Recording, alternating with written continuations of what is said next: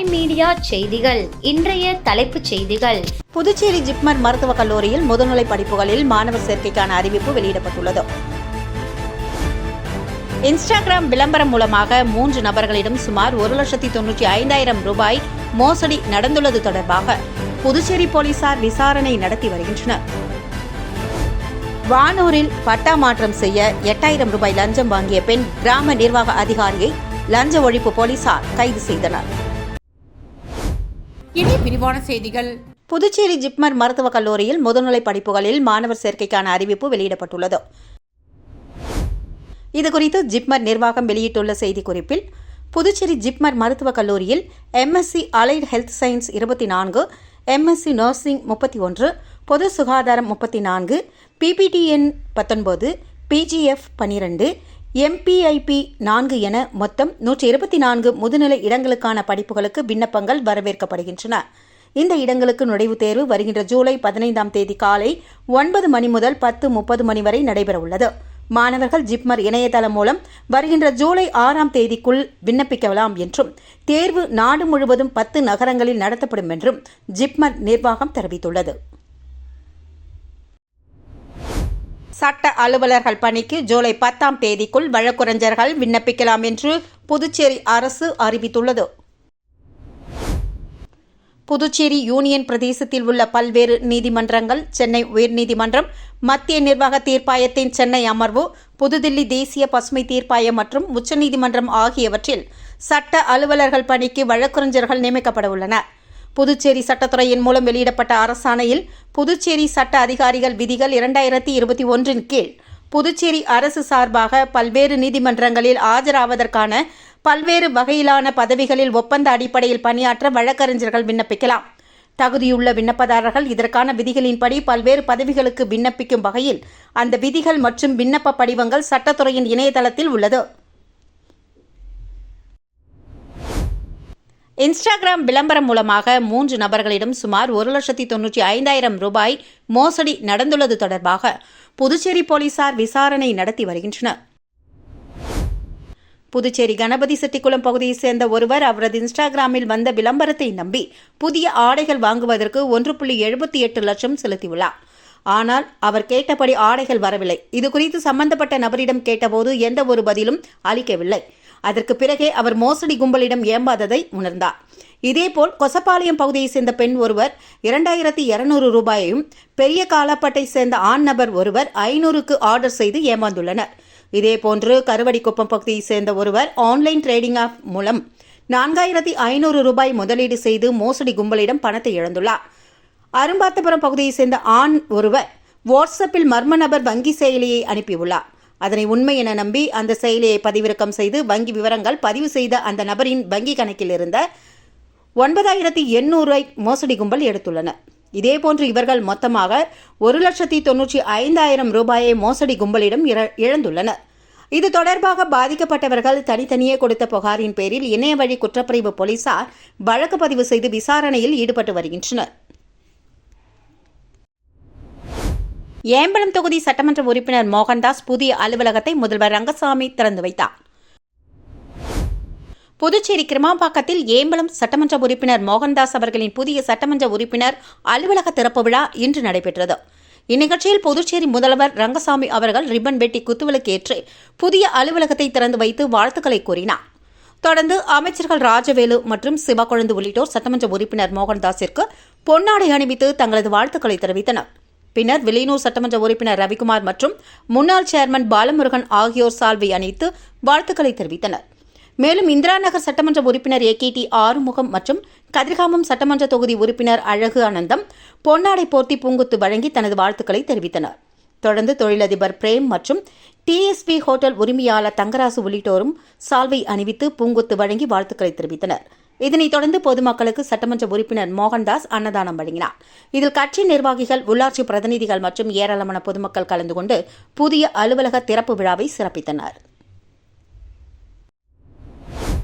வானூரில் பட்டா மாற்றம் செய்ய 8,000 ரூபாய் லஞ்சம் வாங்கிய பெண் கிராம நிர்வாக அதிகாரியை லஞ்ச ஒழிப்பு போலீசார் கைது செய்தனர். விழுப்புரம் மாவட்டம் வானூர் அடுத்த ஓட்டை கிராமத்தை சேர்ந்தவர் பிரபு. இவர் தனது தாய் பெயரில் இருந்த நிலத்திற்கு பட்டா கேட்டு கடந்த 1ஆம் தேதி ஆன்லைனில் விண்ணப்பித்திருந்தார். இது தொடர்பாக ஓட்டை VAO-வான கண்டமங்கலம் இந்திரா நகர் பகுதியைச் சேர்ந்த கலைச்செல்வி என்பவரை கடந்த 12ஆம் தேதி பிரபு அணுகினார். அப்போது கலைச்செல்வி பட்டா மாற்றம் செய்ய 8000 ரூபாய் லஞ்சம் கேட்டுள்ளார். இதுகுறித்து விழுப்புரம் லஞ்ச ஒழிப்பு பிரிவு போலீசில் பிரபு புகார் தெரிவித்தார். போலீசார் அறிவுரையின்படி ரசாயன பவுடர் தடவிய பணத்துடன் வானூர் தாலுகா அலுவலகத்திற்கு நேற்று மாலை பிரபு சென்றார். அங்கு ஜமாபந்தி முகாமில் இருந்த VAO கலைச்செல்வியிடம் லஞ்ச பணத்தை பிரபு அளித்தார். அப்போது அங்கு மறைந்திருந்த லஞ்ச ஒழிப்பு DSP பொறுப்பு கலைச்செல்வன், இன்ஸ்பெக்டர் ஈஸ்வரி தலைமையிலான போலீசார் கலைச்செல்வியை கையும் களவுமாக பிடித்தனர். இதனை அடுத்து வானூர் தாலுகா அலுவலகத்தில் VAO கலைச்செல்வியிடம் போலீசார் தீவிர விசாரணை நடத்தினர். இச்சம்பவத்தால் அப்பகுதியில் பரபரப்பு நிலவியது. சமூக சேவகர் காந்தியின் பிறந்தநாள் விழா நேரில் வாழ்த்து தெரிவித்த சட்டமன்ற உறுப்பினர் ரவிக்குமார். புதுச்சேரி மாநிலம் வில்லியனூர் சட்டமன்ற தொகுதிக்கு உட்பட்ட கொம்பாக்கம் பகுதியைச் சேர்ந்த விளையாட்டு ஆர்வலர், புதுச்சேரி மாநில கைப்பந்து சங்கத்தின் துணை செயலாளர், பிரதர்ஸ் விளையாட்டுக் கழகத்தின் செயலாளர் மற்றும் சமூக சேவகராக விளங்கி வரும், சமூக வலைதளங்களில் ஃபயர் காந்தி என அனைவராலும் அழைக்கப்பட்டு வரும் காந்தி அவர்களின் பிறந்தநாளை முன்னிட்டு வில்லியனூர் தொகுதி சட்டமன்ற உறுப்பினர் மக்கள் நாயகன் ரவிக்குமார் நேரில் சென்று வாழ்த்துக்களை தெரிவித்தார். அப்போது MLA ரவிக்குமார் அவர்கள் காந்திக்கு சால்வை அணிவித்து பூங்குத்து வழங்கி பிறந்தநாள் வாழ்த்துக்களை தெரிவித்தார். மேலும் சமூக நலப்பணிகளிலும் விளையாட்டு வளர்ச்சியிலும் தொடர்ந்து ஈடுபட்டு வரும் அவரது சேவையை பாராட்டினார். இந்நிகழ்வில் அவரது ஆதரவாளர்கள், நிர்வாகிகள், ஊர் பொதுமக்கள் மற்றும் இளைஞர்கள் ஏராளமானோர் கலந்து கொண்டு காந்திக்கு பிறந்தநாள் வாழ்த்துக்களை தெரிவித்தனர். அரியாங்குப்பம் சிறுவர் கண்காணிப்பு இல்லத்தில் 15,40,000 ரூபாய் மதிப்பீட்டில் மதில் சுவர் கட்டும் பணியினை தொகுதியின் MLA ஐயப்பன் பூமி பூஜை செய்து துவக்கி வைத்தார். அரியாங்குப்பம் தொகுதிக்கு உட்பட்ட சிறுவர் கண்காணிப்பு இல்லத்தில் மகளிர் மற்றும் குழந்தைகள் மேம்பாட்டுத் துறையின் கீழ் பொதுப்பணித்துறை கட்டிடங்கள் மற்றும் சாலைகள் தெற்கு கோட்டம் சார்பில் இடிந்த பழைய மதில் சுவர் மறு கட்டுமான பணிக்காக சுமார் 15,40,000 ரூபாய் திட்ட மதிப்பீடு செய்து அப்பணி துவங்குவதற்கான பூமி பூஜை நடைபெற்றது. சிறார் நீதி வாரியம் முதன்மை நடுவர் சந்திரசேகர் முன்னிலையில் நடைபெற்ற இந்த நிகழ்வில் தொகுதியின் சட்டமன்ற உறுப்பினர் ஐயப்பன் கலந்து கொண்டு பூமி பூஜை செய்து பணிகளை துவக்கி வைத்தார். மேலும் இந்த நிகழ்வில் பொதுப்பணித்துறை நிர்வாக பொறியாளர் வைத்தியநாதன், உதவி கண்காணிப்பு இல்ல உதவி இயக்குநர் பாலாஜி, சிவிலிய அதிகாரி சத்தியவதி, சட்டம் சார்ந்த நன்னடத்தை அலுவலர் ஜெகதேவ் மற்றும் இளநிலை பொறியாளர் தேவசேகர், சிறார் நீதி வாரிய உறுப்பினர் லூர்து அருள் ஜோசப், மகேஸ்வரி மற்றும் NR காங்கிரஸ் தேசிய ஜனநாயக கூட்டணியில் இடம்பெற்றுள்ள அனைத்து நிலை நிர்வாகிகள், பொறுப்பாளர்கள் கலந்து கொண்டனர். திண்டிவனத்தில் தாவேக மாவட்ட தலைமை அலுவலகத்தை மாவட்ட செயலாளர் சக்திவேல் குத்துவிளக்கேற்றி துவக்கி வைத்தார். விழுப்புரம் வடகிழக்கு மாவட்ட தமிழக வெற்றிக் கழகத்தின் புதிய மாவட்ட தலைமை அலுவலகம் திண்டிவனம் புதிய பேருந்து நிலையம் எதிரே திறக்கப்பட்டது. விழுப்புரம் வடகிழக்கு மாவட்ட செயலாளர் சக்திவேல் கலந்து கொண்டு ரிப்பன் வெட்டி குத்துவிளக்கு ஏற்றி அலுவலகத்தை திறந்து வைத்தார். இதனைத் தொடர்ந்து ஒன்றிய, நகர, பேரூர் கழக செயலாளர்கள் அனைவரும் ஒன்றிணைந்து மாவட்ட செயலாளர் சக்திவேலை தலைமை அலுவலகத்தில் அவரது இருக்கையில் அமர வைத்தனர். பின்னர் கட்சி நிர்வாகிகள் மற்றும் தொண்டர்களுக்கு இனிப்பு வழங்கப்பட்டது. தொண்டர்கள் பட்டாசு வெடித்து உற்சாகமாக இந்த நிகழ்ச்சியை கொண்டாடினர். இதில் விழுப்புரம் வடகிழக்கு மாவட்டத்தை சேர்ந்த தமிழக வெற்றிக் கழக நிர்வாகிகள், ஒன்றிய, நகர, பேரூர் கழக பொறுப்பாளர்கள் மற்றும் தொண்டர்கள் என திரளானோர் கலந்து கொண்டனர். புதுச்சேரியில் 5 ஆண்டுகளாக மகளை பாலியல் வன்கொடுமை செய்த கொடூர தந்தையை போலீசார் கைது செய்தனர். புதுச்சேரி வானர்பேட்டை பகுதியைச் சேர்ந்தவர் ஆட்டோ ஓட்டுநர். இவரது மனைவி தனியார் மருத்துவமனையில் நர்ஸாக பணிபுரிந்து வருகிறார். இவர்களுக்கு 14 மற்றும் 8 வயதில் 2 மகள்கள் உள்ளனர். மனைவி வேலைக்கு சென்றதும் கணவர் தனது 14 வயது மகளை வீட்டில் யாரும் இல்லாதபோது பாலியல் வன்கொடுமை செய்து வந்துள்ளார். மேலும் இந்த விஷயத்தை தாயிடமோ அல்லது வேறு யாரிடமோ சொன்னால் கொலை செய்து விடுவேன் என மிரட்டி வந்ததால் சிறுமி பயந்து போய் யாரிடம் சொல்லாமல் இருந்து வந்துள்ளார். இந்நிலையில் நேற்றைய முன்தினம் தாய் வீட்டில் இல்லாதபோது மீண்டும் தனது மகளை பாலியல் வன்கொடுமை செய்துள்ளார்.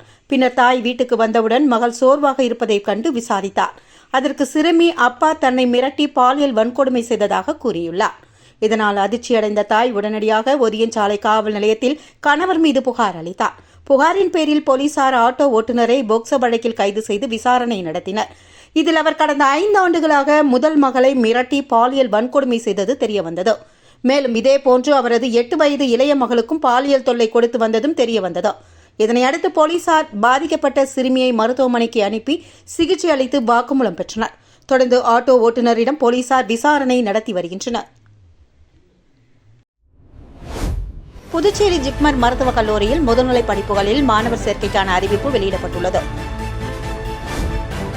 இன்ஸ்டாகிராம் விளம்பரம் மூலமாக 3 நபர்களிடம் சுமார் 1,95,000 ரூபாய் மோசடி நடந்துள்ளது தொடர்பாக புதுச்சேரி போலீசார் விசாரணை நடத்தி வருகின்றனர்.